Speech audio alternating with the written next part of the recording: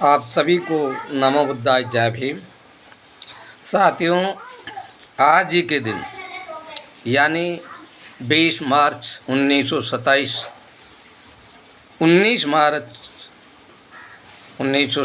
को यानी 2 दिन चला वो हमारा आंदोलन, जो बाबा साहब की अगुवाई में चल रहा था आंदोलन। महाड़ जो तालाब था, उस तालाब में कुत्ता, बिल्ली, पशु पक्षी सब पानी पी सकते थे, लेकिन दलितों को पानी पीने की मनाही थी।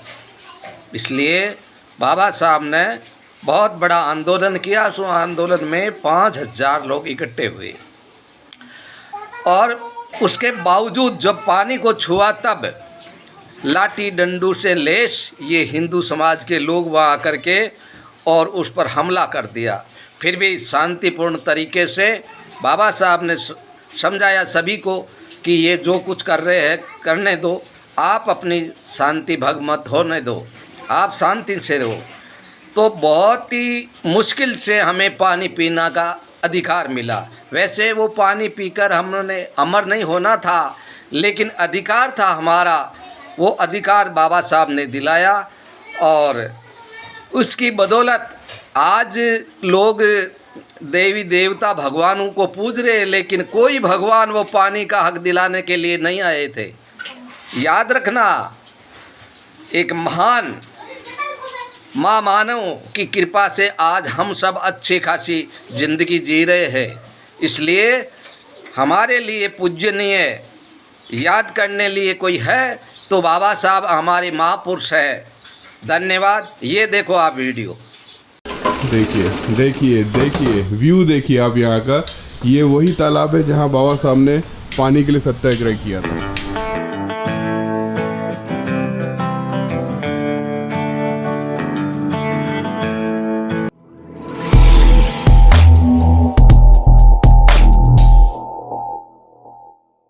नाइन 31 हो गए और मेरे बैग तैयार हो गए हैं। ये होटल की हालत ख़राब है और ये होटल बहुत महंगा पड़ा मुझे। मतलब इस कमरे की कीमत लगभग 700 रुपये है, लेकिन उसके बावजूद मैंने इस होटल को क्यों ले लिया पता है आपको? यहाँ के व्यू के कारण।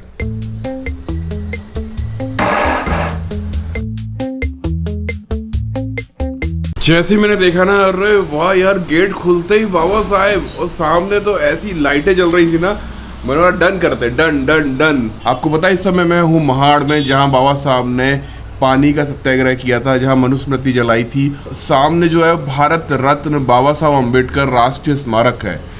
इसको दिखाऊंगा सबसे आखिरी में।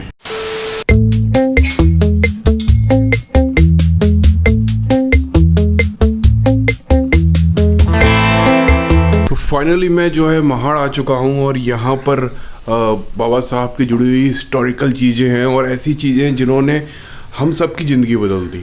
सर आपका नाम बताएं। मैं गौतम कामरे, चीफ ऑर्गेनाइजर प्रबुद्ध राष्ट्रीय संघ। ऐसी खास जगह पर रहते हैं, तो खोल के दिखाइए जरा। देखिए व्यू देखिए आप यहाँ का।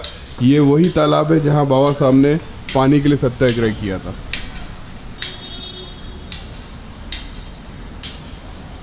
डाइनिंग रूम है, खिड़की खुलते ही आपको एक हिस्ट्री दिखती है सीधा। आप मतलब डेली हिस्ट्री जी रहे हो। यहाँ पर किस तरह से देखा जाता है इस तालाब को या आसपास के लोगों को? क्या एक टाइम जो था जब बाबा साहब को यहाँ पानी पीने का भी हक नहीं था, मतलब किसी भी बहुजन दलित व्यक्ति को, और आज आप उसी तालाब के बगल में रहते हैं। कैसा लगता है आपको? एग्जैक्टली मेरी जीवन की ये भाग्य रेखा है कि जिस जगह पे हमें पानी को छूने का अधिकार नहीं था, ये नेचुरल हमारा अधिकार छीन लिया था इस व्यवस्था ने। उस बाबा साहब ने यहाँ पे ये हमने सुना है कि पानी को आग नहीं लगता, पानी आग को बुझाता है, और बाबा साहब के स्पर्श से पानी को आग लगी, वो दुनिया में फैली, वो क्रांति फैली। उसी जगह पे रहने का भाग्य मुझे बाबा साहब की वजह से मिला हूँ। इनका बेडरूम देखिए, मतलब मैं आपको क्या ही बताऊँ। बेडरूम देखिए इनका। अभी मैं जब कितना भी थका चुका हूँ, पूरी इंडिया घूमता हूँ, बाबा साहब के जो इकोनॉमिकल थॉट उसके मुताबिक ये मेरा बेडरूम है। मैं जैसा भी यहाँ से उठता हूँ तो पहले बाबा साहब का दर्शन लेता हूँ। ये मेरा जीवन का एक बड़ा अंग है। बाबा साहब का जब मैं दर्शन लेता हूँ तो भी एक अलग ऊर्जा आती है कि नहीं, मुझे अभी चलना है। इनके अंदर बहुत एनर्जी है, मैं आपको बता नहीं सकता। और रात को जो होटल दिलवाया ना, वो भी इन्होंने दिलवाया। वहाँ से गेट खोलते ही आपको पता है बाबा साहब थे। इस तालाब को पूरे ब्राह्मण्स ने घेर रखा, अभी भी ऐसा ही है? अभी भी है यहाँ पे, सभी ब्राह्मण मेजोरिटी ज्यादा है यहाँ पे। यहाँ पे खाली एक ही मैं बुद्धिस्ट हूँ। अच्छा। जो एक तालाब के पूरे बगल में मैं रहता हूँ। इस जितने भी ब्राह्मण है, उस ब्राह्मण में सब क्वालिफाइड ब्राह्मण है। मतलब अभी भी क्या उनको जलन होती है बाबा साहब की स्टैचू देखकर? ऐसा नहीं है, क्योंकि क्वालिफाइड ब्राह्मण है वो बाबा साहब को एक्सेप्ट करते हैं। अच्छा, यस, एब्सोल्युटली राइट। क्योंकि जो क्वालिफाइड है, मगर क्वालिफाइड होने के बावजूद भी अनपढ़ लोग हैं, वो बाबा साहब को एक्सेप्ट नहीं करते। और इसी चौदार ताले पे सभी ब्राह्मणों से ज्यादा क्वालिफाइड मैं हूँ। अरे क्या मैं बात बॉम्बे है, क्या बात यूनिवर्सिटी कही का, आपने। मैं बॉम्बे यूनिवर्सिटी का हिस्ट्री मास्टर ग्रेजुएट हूँ। मैं बॉम्बे यूनिवर्सिटी का सोशल मास्टर ग्रेजुएट हूँ। मैं बॉम्बे यूनिवर्सिटी से पर्सनल मैनेजमेंट हूँ। मैं बॉम्बे यूनिवर्सिटी से ह्यूमन रिसोर्स मैनेजमेंट हूँ। मैं बॉम्बे यूनिवर्सिटी और नासिक यूनिवर्सिटी से कंप्यूटर टेक्नोलॉजिस्ट हूँ। ये मेरा क्वालिफिकेशन है।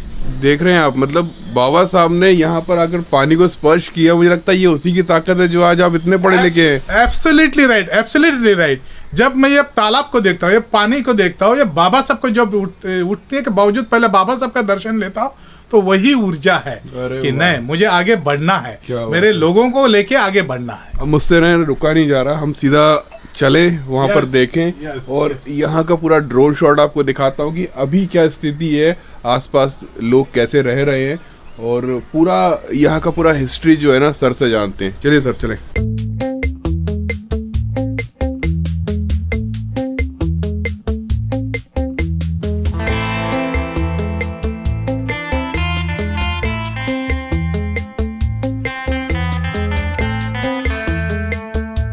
जहाँ पे बाबा साहब अपने साथियों के साथ यहाँ पे आए थे और 14 तरह का पानी का सत्याग्रह था, यही स्पर्श किया था।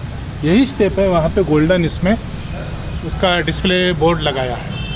इस स्टेप से बाबा साहब ने यहाँ से शुरुआत की। और बाबा यहाँ क्या लिखा हुआ है? ये यहाँ पे यही लिखा है कि बाबा साहब ने इसी स्टेप पे आके यहाँ पे 14 तरह के पानी को स्पर्श किया था।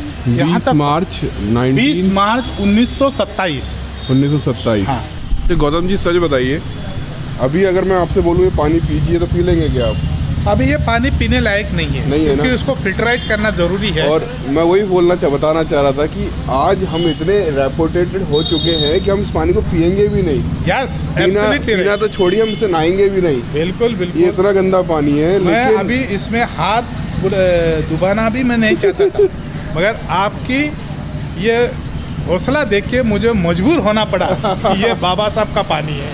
और नहीं, बाबा साहब ने उस समय भी ये इसलिए किया ताकि कुछ हमको हक मिल सके। बिल्कुल, ये नेचुरल हक। मुझे लगता है बाबा साहब भी इस पानी को नहीं पीते। नहीं, बाबा साहब खुद ने वहाँ पे लिख के रखा है, ये पानी पीने से हमें कोई बड़ा बर्ताव नहीं होने वाला है, कोई डेवलप नहीं होना है, मगर हमारा ये नेचुरल अधिकार है, ये नैसर्गिक अधिकार है, वो हमें मिलना चाहिए।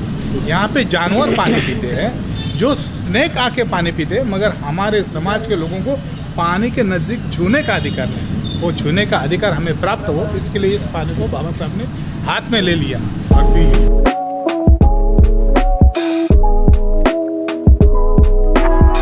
ये बाबा साहब है, बाबा साहब के साथ सुरबानाना टिप्पणीस है। अच्छा, ये सहस्र बुद्ध है, ये ब्राह्मण थे। ये चिटनीस है। चिटनीस भी थे? हाँ, ये कुलकर्णी है। चिटनीस जो है वो मिलन कॉलेज के पहले प्रिंसिपल थे। 3600 लोग बाबा साहब के साथ में यहाँ पे पानी के लिए संघर्ष के लिए तालाब को घेर लिया था। ये क्या लगा, जूते यहाँ उतारे? यस। ये सारा कुछ होने के बाद यहाँ पर एक बाबा साहब का एक स्टैचू लगा हुआ है, जहाँ पर मुझे लगता है हर रोज हर पल कोई ना कोई आता रहता है यहाँ। yes. ये आप लोग क्या यही लोकल के हैं? नहीं, बाहर से, लेकिन हो गया। ये वाला घर है गौतम सर का, और यहाँ से अभी हम आप देख रहे हैं वो उनका डाइनिंग रूम था और ये बेडरूम था। मतलब कितना अच्छा लगता होगा आपको। इस तालाब में बाबा साहब का बीच में स्टैचू है, स्टैचू के अंदर बाबा साहब की मूल अस्थि है। इसके अंदर इसकी अस्थियां हैं बाबा साहब। अच्छा। पूरा इंडिया में इतने तालाब है, फिर भी यही तालाब क्यों चुना? हाँ बिल्कुल। तो यही चुनने की वजह है कि 1924 में मुंबई प्रांत के अध्यक्ष राव साहब बोले, उन्होंने एक प्रस्ताव पास किया था वहाँ पे। अच्छा। वो प्रस्ताव 24 में पास किया कि सभी महाराष्ट्र के, ये मुंबई के प्रांत में जितने भी एरिया थे, सभी पानवटे, सभी तालाब दलितों के लिए खुला किया जाए। और ये प्रस्ताव पारित हो गया मुंबई प्रांत में, वो सबके लिए इम्प्लीमेंट करना ज़रूरी था। मगर 1924 से 27 तक ये तालाब में पानी पीने के लिए कोई हमारे उस टाइम के अछूत यानी अस्पृश्य लोग नहीं आते थे, क्योंकि ये समाज का मज्जाव था, उनके लिए एक दड़पन था कि यहाँ पे ना आए। तो इसकी वजह ये थी कि बाबा साहब ने ये सोचा कि ये तालाब की अमल बजावनी नहीं होती, और वो 1924 में जो प्रस्ताव पास हुआ था, महाड़ नगर पालिका के तत्कालीन प्रेसिडेंट सुरबानाना टिप्पणी से उन्होंने भी ये महाड़ का तालाब दलितों के लिए खुला किया था, वो प्रस्ताव भी पास किया था। मगर महाड़ में कोई उसको इस्तेमाल नहीं कर रहे। 3 साल होके गया तो बाबा साहब ने मुंबई में डिसाइड कर दिया कि हम महाड़ में जाएंगे और महाड़ के तालाब में हम लोग पहले इम्प्लीमेंटेशन करेंगे, क्योंकि महाड़ के नगर परिषद ने ये प्रस्ताव पास किया है। अच्छा। हाँ, तो उसकी वजह यही प्रस्ताव पास किया। तो पूरा महाराष्ट्र में काफ़ी तालाब है, फिर भी बाबा साहब यहाँ कहाँ क्यों आते? तो बाबा साहब की वजह ये थी यहाँ पे कि यहाँ पे बुद्धिस्ट राजवट थी ईस्वीसन पूर्व 10 में यहाँ पे। अच्छा। बुद्धिस्ट राजवट थी। उसका एक ऐतिहासिक पुरावा ये है, यहाँ पे बुद्धिस्ट 32 केव्स है, बुद्ध केव्स है। यहाँ पे महाप्रजापति राज्य कर रहा था। अच्छा। महाप्रजापति ही बुद्धिस्ट राज्य था, वो गांधारा नदी पे राज्य कर रहा था, तो बुद्धिस्ट राजवट थी यहाँ पे। दूसरी बात यह है कि यहाँ पे हम लोग 24 किलोमीटर जाएंगे तो शिवाजी महाराज का राज्याभिषेक जहाँ पे होता है वो रायगढ़ फोर्ट। अरे वाह वाह। तो रायगढ़ फोर्ट होने के बाद शिवाजी महाराज के टाइम समता थी, ये समता नष्ट क्यों हुई? यहाँ पे छूत अछूत कैसे आए? बिल्कुल, ये वजह थी। उसके बाद तीसरा स्टेप बाबा साहब लेते कि यहाँ पे समता थी, यहाँ पे बुद्ध का राज्य था, यहाँ पे व्यापार था, फिर भी यहाँ पे छूत अछूत कैसे आए? तो यहाँ पे इसकी मेन वजह यह है कि पुणे में पेशवाई के लोग रहते थे। वो पेशवाई के लोग यहाँ पे हर्डीकर का वाड़ा है, वो कॉर्नर पे एक बिल्डिंग देते ब्राउन कलर की, वहाँ पे हर्डीकर का वाड़ा था जो पेशवाई का।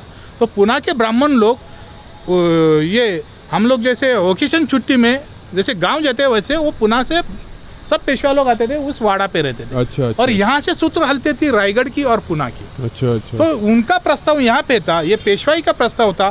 तो पेशवाई को हदरा देने के लिए बाबा साहब ने ये तालाब चुना। ओ, कि मूड जड़ है पेशवाई, तो पेशवाई मनुस्मृति को मानती है, ये मनुस्मृति का इम्प्लीमेंटेशन यहाँ से होता है। अरे वाह। इसके लिए बाबा साहब ने ये हिस्ट्री ना किधर बुक में पढ़ने को मिलेगी, ना किसी ने बताई होगी, ना कोई बताएगा, ऐसा मैं बोल नहीं सकता उसमें। और ये पूरी हिस्ट्री में बॉम्बे यूनिवर्सिटी की लाइब्रेरी, वहाँ के मेरे दोस्त थे लाइब्रेरियन डॉक्टर रत्न पारके, उन्होंने जो मुझे बुक्स एक एक दी, वहाँ से मैंने रेफरेंस निकाले। सुरबानाना टिप्पणी बाबा साहब के साथी थे, यहाँ के तत्कालीन प्रेसिडेंट, उनके ग्रैंडसन। अच्छा, सुरबानाना टिप्पणी के। अरे वाह वाह। यस।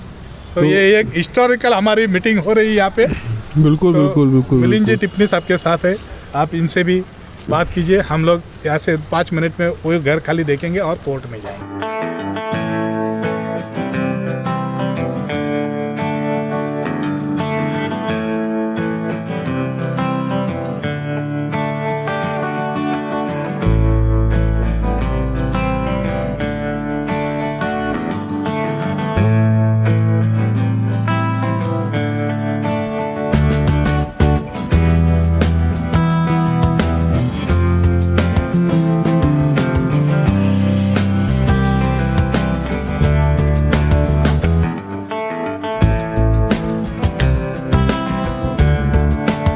एरिया को गाड़ी तल कहते हैं।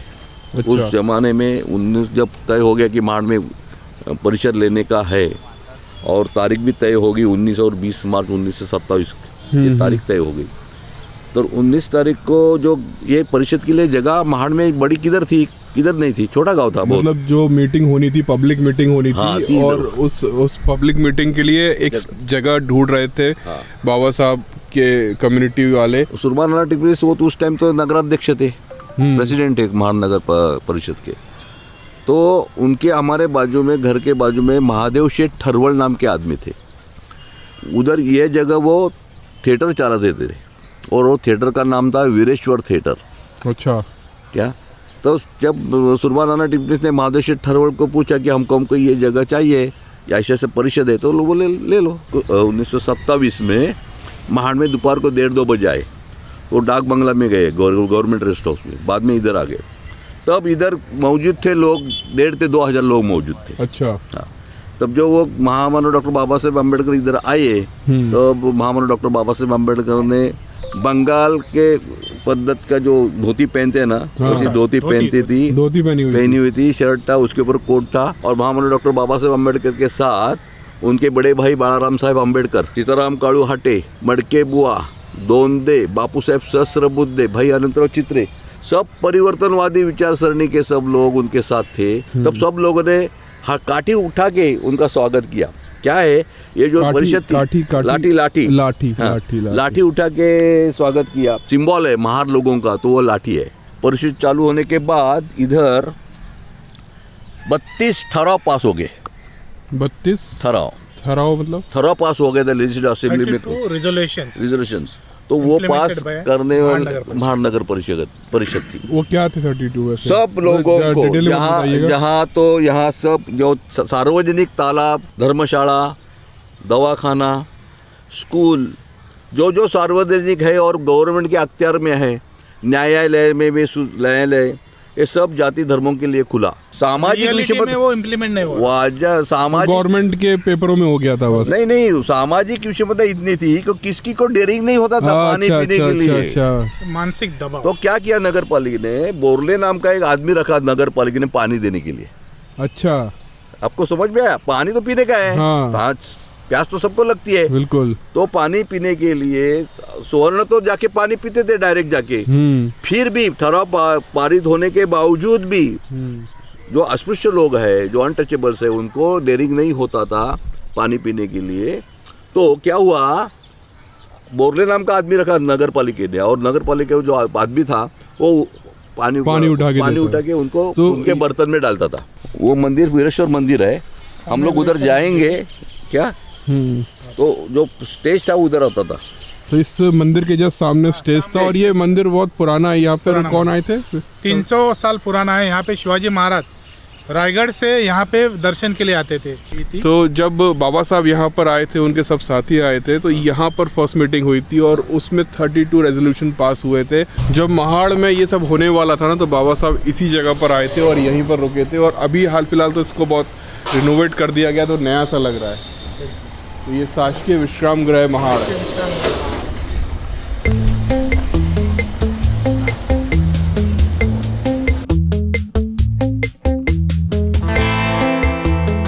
ये गोविंद निवास का बहुत बुरा हाल अभी हो चुका है, हो गया है। 10 बरस पहले उसको आग लग गई थी, तो ऊपर का मंजिला जो था वो खत्म हो गया। बाद में नीचे का अच्छा था, लेकिन इधर एक आम का पेड़ था, टहली इस पे गिरी और टूट गया। बड़ी तो ये वही जगह है, निकल नहीं सकते। देखो वो टहली ऊपर ही है, कैसा निकालने का। तो ये वो जगह है जहाँ पर बाबा साहेब जो है, जो वो परिषद या जो मीटिंग हुई थी, उस मीटिंग को कंप्लीट करने के बाद 19 मार्च को यहाँ रात में आए थे। जो इमारत ढली चुकी है उसको गोविंद निवास कहते हैं। ये सुरबाना टिप्पणीस का घर है। ये घर उनके पिताजी ने, प्रोफेसर गोविंद गोपाल टिप्पणीस ने 1912 में बनाया।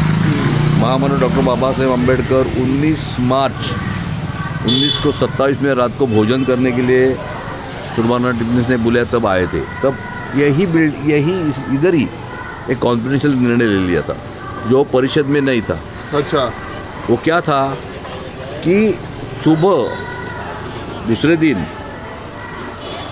महामानव डॉक्टर बाबा साहेब अम्बेडकर, सुरबाना टिप्पणीस, भाई अनंतराव चित्रे, बापू साहेब सहस्त्रबुद्धे और यशवंत पोतनीस पिरंगुट के, वो लोगों ने ऐसा निर्णय लिया कि कल सुबह, अभी तो उसमें तो पारित हो चुका है पानी पीने का ठहराव किधर नगर परिषद में, अभी तो कोई पाया के पानी नहीं पीता है, डर के पानी नहीं पीता है। तो महामानव डॉक्टर बाबा साहेब अम्बेडकर के नेतृत्व में जाकर सब लोगों ने 14 तालाब का पानी पीने का, ये कॉन्फिडेंशियल, बिल्कुल कॉन्फिडेंशियल निर्णय ये निवास में हुआ। ये आपका घर है? हाँ, सुरबाना, मेरा बोलेगा तो टिप्पणीस का घर है, यानी मेरे दादाजी का घर। हाँ, मतलब मेरा घर है। जब महाड़ तालाब पर बाबा साहब ने पानी का सत्याग्रह किया, उसके बाद उनके ऊपर एक कोर्ट केस हो गया, और वो जो कोर्ट केस जिस कोर्ट में हुआ था, अभी हम वहाँ जा रहे हैं। मतलब जैसे जैसे अशोक स्तंभ लगे हुए ना कि जहाँ जहाँ पर बुद्धा के बारे में खास जगह है, उसी तरह से यहाँ पर जितने भी लोग हैं, अम्बेडकरवादी लोग हैं, उन्होंने उस खास जगह पर जो है बाबा साहब की स्टैचू लगा रखी है। और ये वो कोर्ट है जहाँ पर बाबा साहब और उनके जो ग्रुप था उनके ऊपर केस हो गया था, और इसी कोर्ट में वो केस 10 साल चला। और उस केस में ये बोला गया था कि जो तालाब है वो प्राइवेट प्रॉपर्टी है। तो एक फर्जी केस बनाया गया था जिस कारण से पुलिस जो है हरकत में आ गई थी, और वो जो सारा जो सत्याग्रह था उसको तुरंत रोक दिया गया था, है ना। ऐसे बहुत सारे अभी भी ऐसा होता है कि जितने भी अम्बेडकरवादी उन पर कुछ ना कुछ फर्जी केस बनाकर उनको रोकने की कोशिश की जाती है। और इसके बहुत सारे आपको रिसेंटली आपको बहुत सारे न्यूज़ मिलेगी। उसी तरह भी उस समय भी ये हुआ था कि वो उस पर्टिकुलर सत्याग्रह को रोकना था, और उसके जो कोर्ट के पेचीदा दाव पेज होते हैं उसमें फंसा कर उस चीज़ को वहाँ पर रोक दिया गया था। लेकिन बाबा साहब तो बैरिस्टर थे, बाबा साहब मतलब ये एक अच्छे वकील भी थे, तो वो उस केस को 10 साल लग गया फिर भी। उसका मतलब ये हो गया कि सबूत नहीं मिल रहा था कि ये तालाब चौधरी नाम का आदमी का नाम का है, या जो आजू बाजू में जो ब्राह्मण लोग रहते हैं उनके नाम पे है। हर एक ब्राह्मण बोलते थे ये जो सीढ़ी है ये हमारी है, और उसका जो ये था तालाब का खर्चा बिर्चा म्यूनसिपैलिटी उठाती थी, तो लेकिन उसका सबूत नहीं मिलता था। ये वो कोर्ट है जहाँ पर बाबा साहब ने कई साल वो केस लड़ा, और उसके बाद उनको जीत हासिल हुई। मतलब पहले भी है ना, देखिए कितना तिगड़मबाजी होता था, आज भी होता है, मेरे साथ भी हुआ है। ये जगह काफ़ी हिस्टोरिकल लगती है, मतलब यहाँ पे ज़्यादा डेवलपमेंट हुआ नहीं है, तो आज भी वो सब चीज़ें मैं रिकॉर्ड कर पा रहा हूँ। क्योंकि ऐसा होता है कि जब समय बीतता है, इतना समय बीत जाता है, तो ये सब चीज़ें जो हैं वो टूट कर नई बन जाती हैं। लेकिन ये आज भी उसी कंडीशन में है, और ये मैंने अपनी आंखों से देखा। इस बात की मुझे बहुत ज़्यादा खुशी है। ये अभी रिनोवेट नहीं हुआ ना, ये वैसा ही है बिल्कुल। हाँ, वैसा के वैसा ही।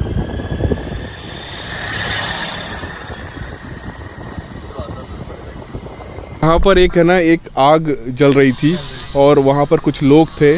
उनमें से जो लोग थे उनके क्या क्या नाम थे? महामना डॉक्टर बाबा साहेब आम्बेडकर के हाथ में मनुस्मृति थी। हाँ। बाजू में थे, उसके बगल के में बापू साहेब सहस्त्रबुद्धे बैठे थे। हाँ। सुरबानंद टिप्पणी थे, वो ब्राह्मण थे।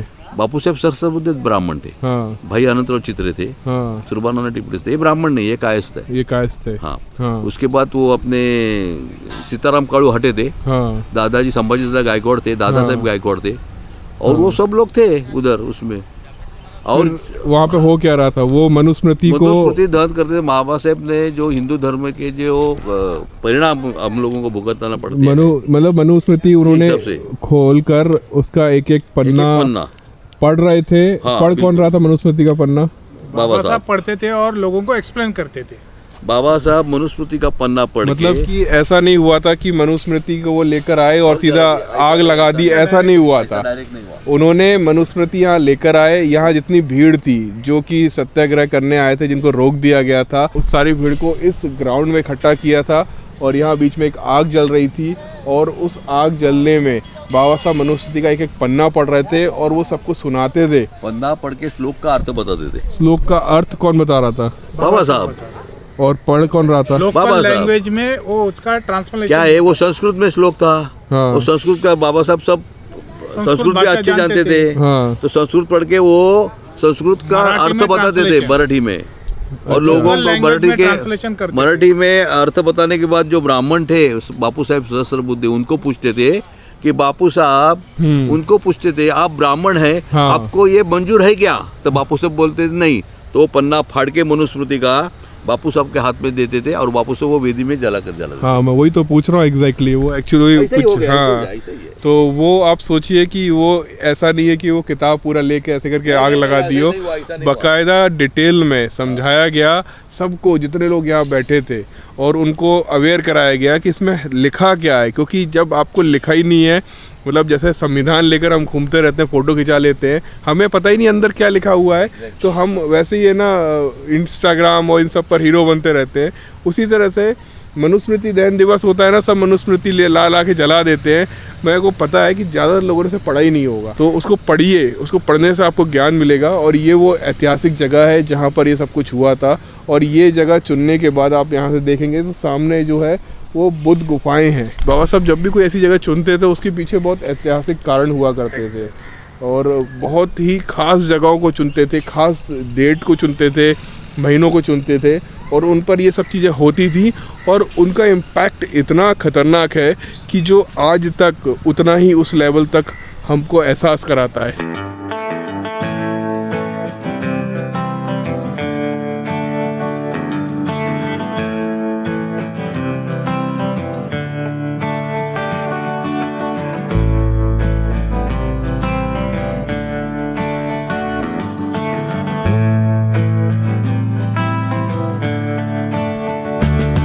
यहाँ पर जो है ना, मतलब आप खुद सोचिए कि महाराष्ट्र के लोगों ने ना बाबा साहब की बहुत सी चीज़ों को बहुत सीरियसली लिया, खासकर एजुकेशन को। और जितने भी लोगों से मैं मिल रहा हूँ अभी तक, वो सब इतने ज़्यादा हाईली एजुकेटेड लोग हैं ना, जो ऐसा फील होता है कि अगर इतनी एजुकेशन का जो सिस्टम है, ये अगर ये सारी बातें अगर सही समय तक यूपी और एमपी तक भी पहुंचती तो बहुत सारे लोग इसका फ़ायदा उठा पाते। लेकिन देर से ही सही, लेकिन बातें बाबा साहब की हमारे तक आ रही हैं और इसी वजह से मेरे पिताजी पढ़ पाए और मैं इन सब चीज़ों के खोज में निकला हुआ हूँ। तो बाबा साहब की ये स्टैचू है जो मेरे होटल रूम से दिख रही थी, जो सामने है। देखिए यहाँ बहुत सारी ऐसी चीज़ें जो हम लोग देखते आए हैं। यहाँ पर एक बुद्धा की स्टैचू है जो प्लैटिनम की है, बहुत सुंदर है। जो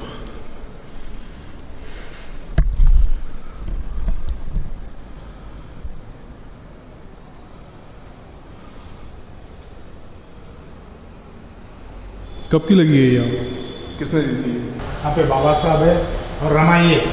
ये रमाई का 1936 में जो मृत्यु हुआ था, बाबा साहब को अधूरा उनका संपर्क मिला उसमें, वो वही रमाई है जो रमाई वनन यानी दापोली गांव की है उसमें।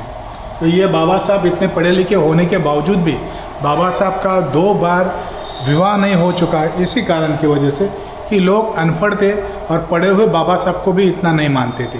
तो उसके बावजूद बाबा साहब के आंदोलन में जो लोग थे, तो उसमें दापोली के सोनू हरी गमरे यानी सोनू माँ, उनकी बहन की लड़की ये रमाई है। अच्छा, हाँ ये रमाई है। तो सोनू गमरे ने डिसीजन लिया कि विवाह तो दापोली में आ, दापोली आने के बाद मैं मेरे बहन की लड़की आपको दिखाता हूँ, फिर मैं देखता हूँ कि कौन आपका शादी तोड़ता है। तो ये लीड करने के बावजूद अपने भांजी बाबा साहब को उन्होंने दिखाई। दाबोल गांव में, दाबोल एक गांव है, समुंदर किनारे का अच्छा सिटी है, वहाँ पे आर्थिक उलाढाल होती थी, उधर ही रमाई आई थी, उधर बाबा साहब को दिखाया तो बाबा साहब ने उसको तुरंत पसंद किया। मेरी मम्मी के ग्रैंड फादर सोनू हरी गमरे थे, वो बाबा साहब के जो आंदोलन में थे, उसी ने ही लीड किया था। और अपनी सगी बाजी, अपनी बहन की लड़की ये रमाई थी। तो मेरा इसके साथ जो ब्लड रिलेशन आता है, मतलब आप जो है वो रमाबाई के साइड से रिलेशन में आते हैं, बाबा साहब से कहीं ना कहीं जुड़े हुए हैं। क्या बात है, क्या बात है। मतलब हम बहुत खास व्यक्ति के साथ हैं। बहुत अच्छा लगा आपसे मिलकर। ये पूरा ट्रैवल जो आपने यादगार बना दिया और बहुत सारी चीज़ें जो है हमने रिकॉर्ड की और वो आपकी मदद से हो पाया। Thank you. तो अभी अब हम वापस निकल रहे हैं सतारा के लिए, जो कि महाबलेश्वर बाबा साहब अम्बेडकर कॉलेज को विजिट करते हैं। हाँ, महाबलेश्वर से होते हुए जाएगा और है ना, वहाँ पहाड़ी इलाका है। जैसा इलाका से मैं आया अभी, वो रोड बहुत ख़राब थी और वो रोड भी ख़राब हो सकती है, इसलिए मुझे जल्दी निकलना था। टाइम जो है 2:41 हो रहा है और मुझे लगभग हमारा प्लान ये था, प्री प्लान ये था कि हम 11:30 तक निकल जाएंगे, लेकिन वो हो नहीं पाया। चलिए मिलते हैं नेक्स्ट वीडियो में। Bye, keep supporting.